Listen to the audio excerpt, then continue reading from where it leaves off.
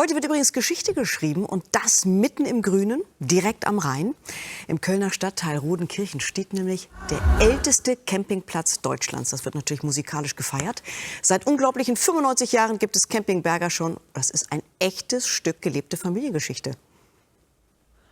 Es war eine wahrhaft geniale Idee, die genau hier bei Rheinkilometer 681, ein paar Kilometer südlich von Köln, ihrem Großvater bzw. Urgroßvater, heute vor 95 Jahren kam.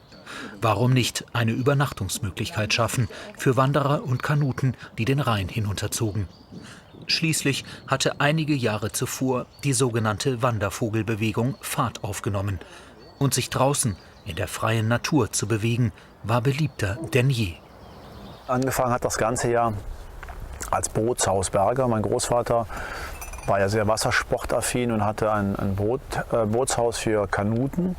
Und die Kanuten haben damals eigentlich auch wie heute noch, machen die Wanderfahrten auf den Flüssen, haben also ein Zelt dabei, also welches im Boot dann ist, und fahren dann die Stellen an, wo sie dann abends dann übernachten können. Und weil das Bootshaus Berger unter den Kanuten damals schon recht bekannt war, kam es eben, dass am 5. Mai 1931 das erste Zelt hier gestanden hat. Und das war quasi der Startschuss zum Camping.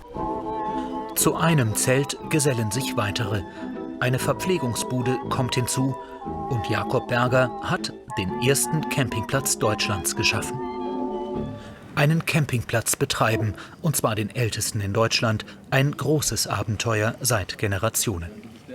Bernd Berger, der Enkel, und Benedikt Berger, der Urenkel des Gründers des ersten deutschen Campingplatzes, führen die Familientradition auf jeden Fall sehr gerne fort.